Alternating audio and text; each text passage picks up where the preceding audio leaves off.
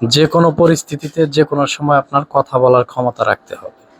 ধন্যবাদ ভাই। আপনি 2 দিন আগে, এই যে রিসেন্ট 1 দিন না 2 দিন আগে আমি দেখলাম যে আপনার এলাকারই একটি অসহায়, আহ, সম্ভবত আমাদের আমাদের ক্যান্সার, সম্ভবত হ্যাঁ ক্যান্সার হ্যাঁ হয়েছে। হ্যাঁ, আপনার সে এইভাবে জড়িয়ে ধরছে, মানিক ভাই আপনি যেন না, আপনি গেলে আমার মেয়েটা মানে এতিম হয়ে যাবে। এতিম হয়ে যাবে। আসলে আমি দেখে সত্যি ওই ভিডিওটুক, ছোট্ট একটি স্ক্রিপ্ট দেখে আমার চোখে পানি ধরে রাখতে পারিনি ওই লোকটা। হ্যাঁ হ্যাঁ, এই বিষয়টা কিছু একটু বলবেন যে এই ওই ধরনের আপনার অসংখ্য ভিডিও আছে। হ্যাঁ হ্যাঁ, এই টাইপের অনেক ভিডিও আছে আসলে। আমি যে কথাটা বলছি যে সত্য কিনা? একদম সত্যি, এটা ওই যে আমাদের কালিহাতী থানার সয়দেবপুরেই আর কি এই ঘটনাটা ঘটছে। আমি এই যে কালকে গেছিলাম, উনি খুবই অসহায়, খুবই মানে ওনার ঘরবাড়ির অবস্থা মানে ঘরবাড়ি নাই বললেই চলে। আর ওনার হয়েছে ক্যান্সার। আমার নিজেরও খারাপ লাগছে।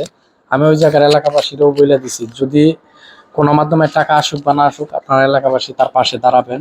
সে যেন সুস্থ হয়ে যায়। তার 2টা মেয়ে আছে, আর সে যদি এই অল্প বয়সে পৃথিবীর মায়া ত্যাগ করে চলে যায়, তাহলে তার 2টা মেয়ে এতিম হয়ে যাবে। তো যাই হোক, আলহামদুলিল্লাহ উনি এখন মোটামুটি তাকে লোকজন টাকা পয়সা দিতেছে। ইনশাল্লাহ তার চিকিৎসার ব্যবস্থা অতি শীঘ্রই হয়ে যাবে ইনশাল্লাহ। আর আমরা সবসময় চেষ্টা করব অসহায় মানুষের পাশে দাঁড়ানোর জন্য। আমরা আমাদের সাধ্য অনুযায়ী তাদের পাশে দাঁড়ানোর চেষ্টা করবো ইনশাল্লাহ, তাই না?